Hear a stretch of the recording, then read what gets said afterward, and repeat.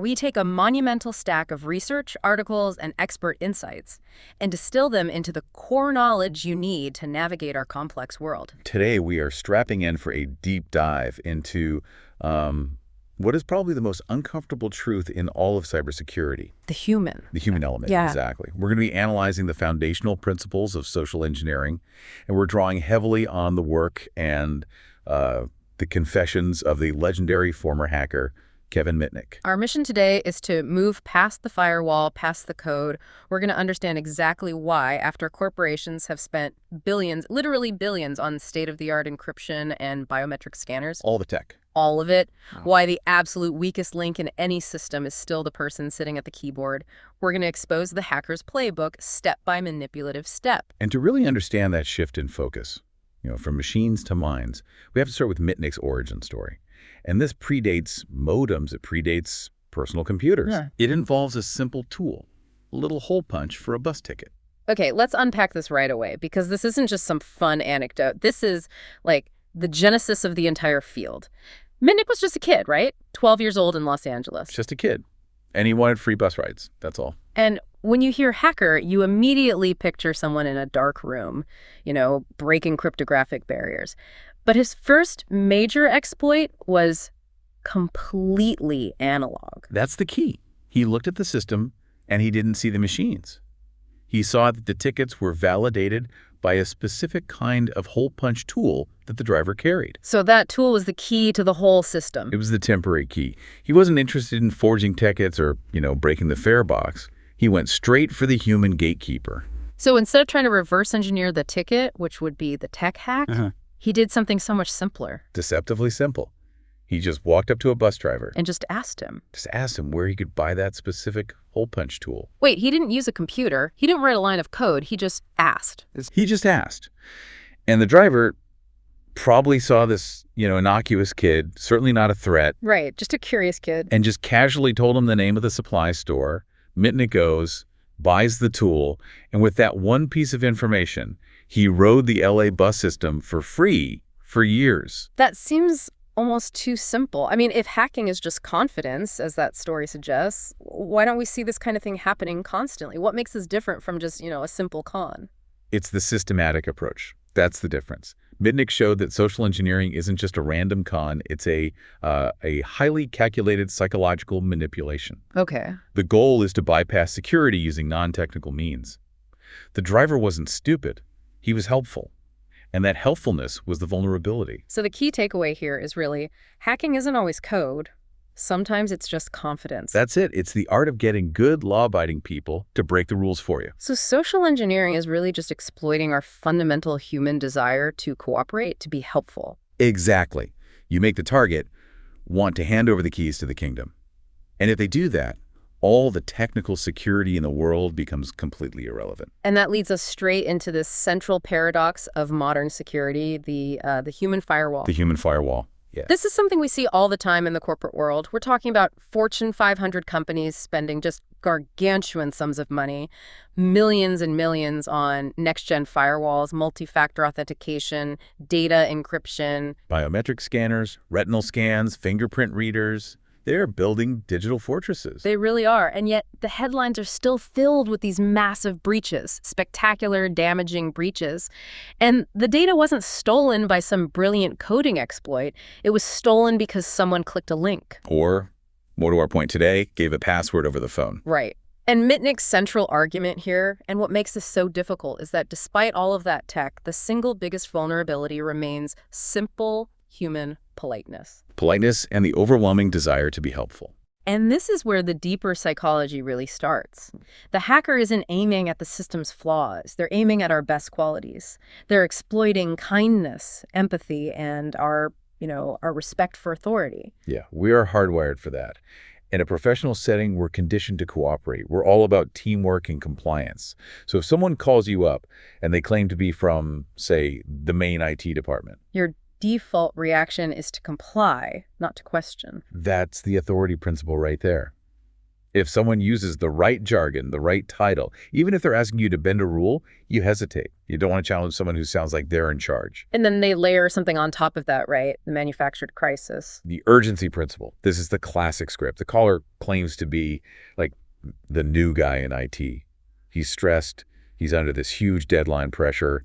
And he says he's about to be fired if he doesn't get help right now. That's the perfect script. They don't threaten you. They get you to feel their panic. They transfer their professional doom onto you. The language is so important.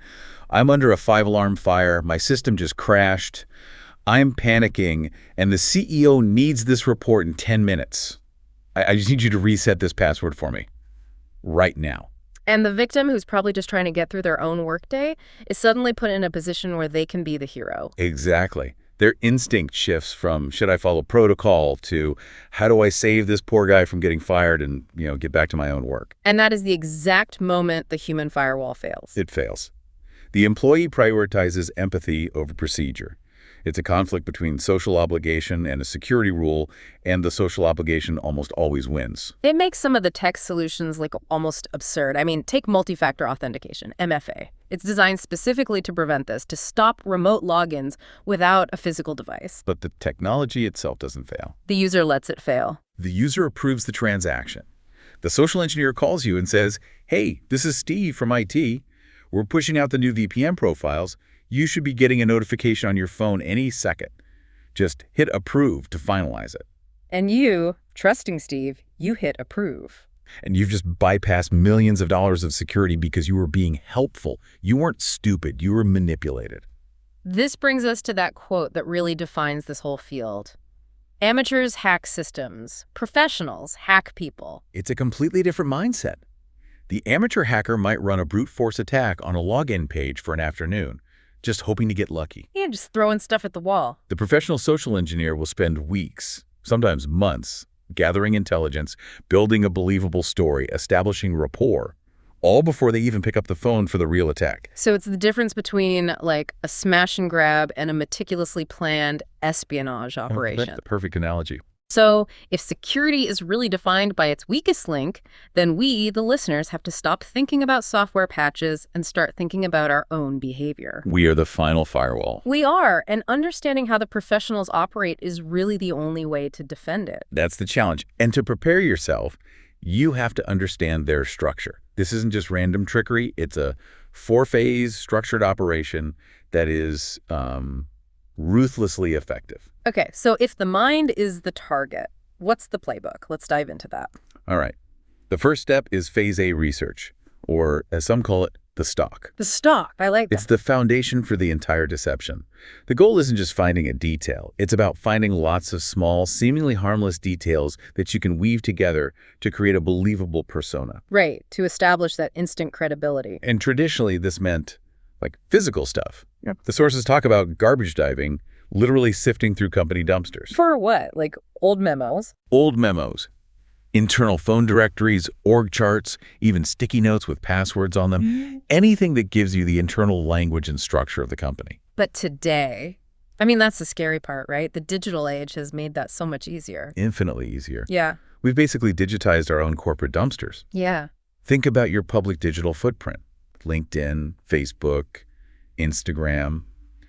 A hacker doesn't see those as social tools. They're reconnaissance gold mines. They give them everything they need to create the perfect disguise. Everything. They can find out your dog's name, your kids' names, where you went on vacation, the specific projects you're working on. They can even see the kind of coffee machine in your break room from a tagged photo. All these tiny details. And these details enable something called pretexting. That's creating a false but believable scenario. So if I call you claiming to be your new IT manager, and I casually mention, hey, did you get that dog walker sorted out for Fido? I saw your post. What happens? My guard just drops completely. Only a colleague would know that. You've established an intimacy that bypasses suspicion. And crucially, this research gives you the specific internal lingo.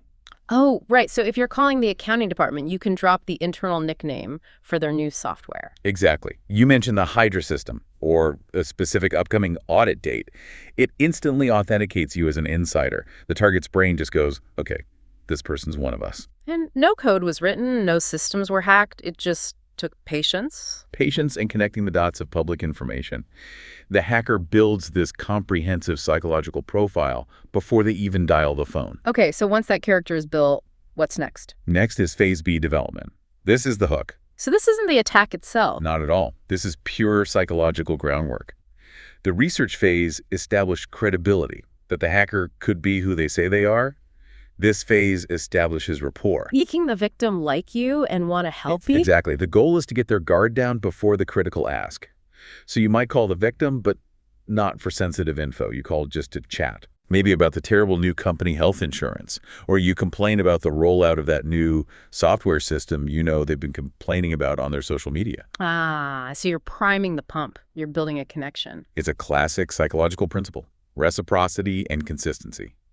If you have a normal, friendly chat with Steve from IT, you've now established a baseline of trust.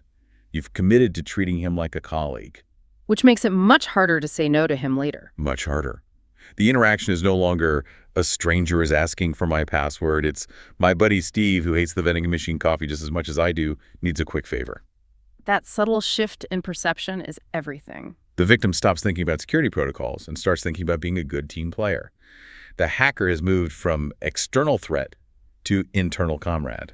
And once that rapport is there, the social engineer knows they have a limited window before, skepticism might creep back in. They have to move fast. Which brings us to Phase C exploitation. The ask. This is the moment the trap springs. And this is all about pressure. All about urgency and manufactured crisis. This is where the emotional goodwill you built in Phase B gets monetized. Time is the enemy of security here. The longer the victim has to think, the more likely they are to say no. So you have to inject panic. You have to eliminate their ability to stop and think rationally. What does that script sound like? It's high-stakes language. Hey, I know we just talked about that TPS report, but this is a disaster. I'm locked out of the main server. The whole system is about to roll back 3 days of work. I need this temporary admin token, and I need it now. You're the only one who can save this. Wow, so it combines everything. The rapport you built, the urgent crisis, and the implied failure if I don't help. It puts the victim under immense duress. And it makes the easiest path, just giving the code, the most psychologically desirable one, even if they know it's against the rules. And what if the victim hesitates? The pro has a move for that. They acknowledge the rule breaking, which makes them seem reasonable. They'll say, look, I know this is a huge ask and it goes against training, but the system is literally on fire. You're saving my job. Yeah. Just this once. So they validate your hesitation while also raising the stakes even higher. And you're not thinking about the company security manual anymore. You're thinking, I don't want Steve to lose his job. Empathy has just overridden security. Okay, so they have the information, the password, the token, whatever it is. What's the final step? That's Phase D utilization, the exit. This is the actual breach. This is the execution. They use the info to get into the system, grab the data, maybe plant a backdoor. And this happens fast, like within minutes of the phone call ending. And crucially, the exit has to be clean. It has to include the vanishing act. Yeah. The hacker ends the call abruptly. A quick, thank you, you're a lifesaver, I owe you, gotta run. And they hang up. Leaving no trace. Leaving the victim feeling relieved that the crisis is over, not feeling like they've just been compromised. That delayed realization is so important. By the time the victim thinks back on the call and realizes how weird it was, maybe hours later, the hacker is long gone, the damage is done, and the company has no idea that their multi-million-dollar breach started with a friendly phone call. It's an incredibly cold and effective method because it weaponizes the best parts of our nature. Our willingness to cooperate? To really drive home how context and timing are weaponized, let's look at a specific case study from the Mitnick sources, the snowstorm trick. Yes, this is a masterclass in exploiting the environment. So the hacker needs access to a secure corporate network, specifically the daily security token code. The thing that changes every 60 seconds and is only displayed on a monitor inside the building. Exactly. Now, if the hacker calls on a normal day, the security guard at the front desk is going to follow protocol. They're vigilant, they're trained. They're ready to say no. But the social engineer is patient. They wait for a massive external event, a debilitating snowstorm that shuts down the city. Why the storm? Because the storm dramatically increases real-world stress, and it lowers everyone's cognitive defenses. The guard is already dealing with chaos, staff delays, anxiety, maintenance issues. Their focus is fragmented. Okay, so The storm hits, the hacker picks up the phone, and the delivery here is just brilliant. It's genius. It incorporates sensory validation. The hacker actually uses sound effects. No way! Yes, they play loud, realistic sounds of static and howling wind in the background of their call. So the guard doesn't just hear about the emergency. They hear the emergency. It bypasses the rational mind and hits you on an emotional level first. Okay, so let's break down the scripts. It's delivered in this stressed, frantic tone. Right. So the hacker uses their Phase A research. They know the name of a specific employee. They call the guard and say, hey, this is Dave from engineering. I'm snowed in 6 miles away. I can't get to the office, but I have a major server deadline in 20 minutes, and my boss is going to kill me if I don't get in. The guard's already stressed, sympathetic, and now he's hearing the wind howling in the background. And the hacker uses escalation. This is critical. They don't start by asking for the token. What do they ask for first? Something smaller. An easier protocol violation. I can't log in remotely because the VPN key is expired. Can you please just type my login and password into the system for me just to get me started? Which is still a huge violation, but in a crisis, the guard rationalizes it. He's an employee, he's stuck, I'm just helping him out. And by granting that first small favor, the guard has psychologically crossed the line. He's already decided not to follow protocol. And the hacker pounces on that. Immediately, they escalate to the real target. Oh, wait, I forgot. I need to access the main production server. I need today's security token code. The one flashing on the monitor. Can you just read that 6-digit code to me? Just this once. I'll buy you coffee tomorrow, I promise. And the guard, trapped by his own helpfulness and the perceived pressure, reads the top secret security token code over the phone. The failure wasn't in the tech that generated the token. The failure was a good intention, being helpful, placed above a strict security rule.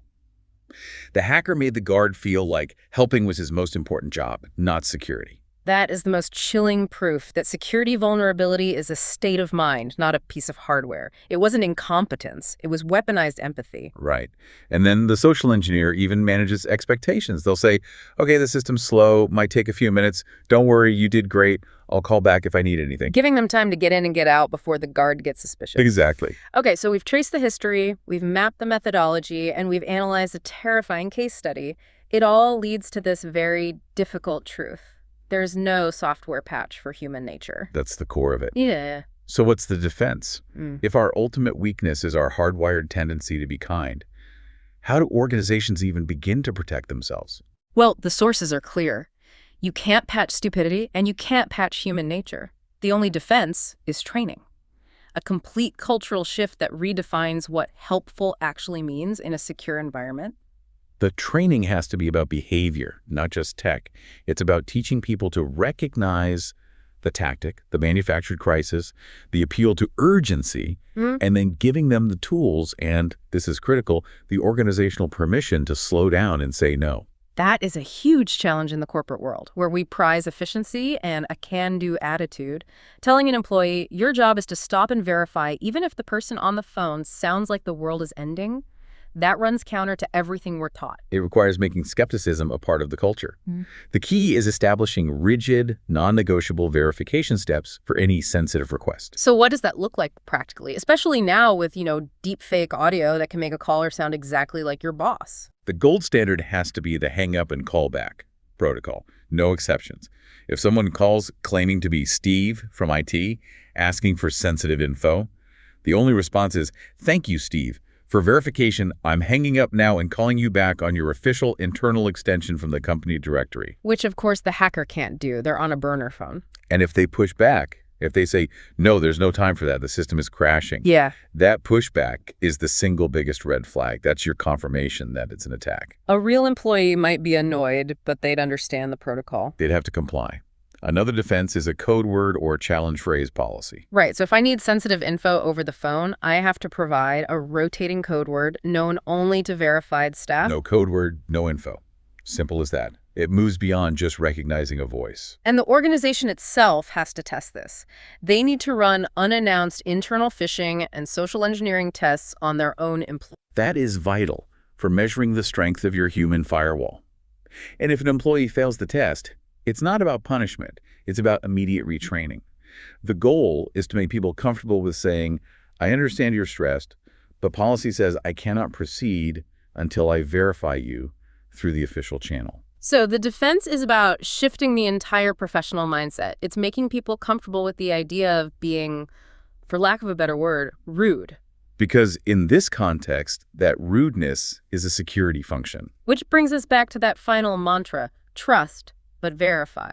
It's not just for data packets anymore, it's for social interactions. Mm-hmm. Trust is great, but it must be followed by mandatory verification when security is on the line. So the moment someone uses warmth or urgency or just overwhelming niceness to try and get you to sidestep a procedure. That niceness itself is the warning signal. It's the hacker trying to make you feel guilty for doing your job correctly. This entire deep dive, from a 12-year-old on a bus to a sophisticated corporate brooch, it all comes back to the same message. Technology is only as strong as the human operating it. And the skills of deception, of exploiting trust, those are timeless. They don't get old. The professional social engineer studies human nature more closely than any programmer studies code, and we're helping them every time we overshare or fail to recognize that the friendly person on the other end of the line might just be performing. Which leaves us with a final, provocative thought for you to take with you. We've established that the hacker's greatest weapon is your hardwired desire to be kind and helpful. They weaponize the very best parts of who you are. So the next time a stranger, or even someone who sounds like a colleague, is just super nice to you on the phone, remember the bus ticket. Remember the snowstorm. Remember the forced urgency. And recognize that maybe, just maybe, that niceness is the signal. It's the signal to hang up. Stay vigilant. And thanks for tuning in to this deep dive.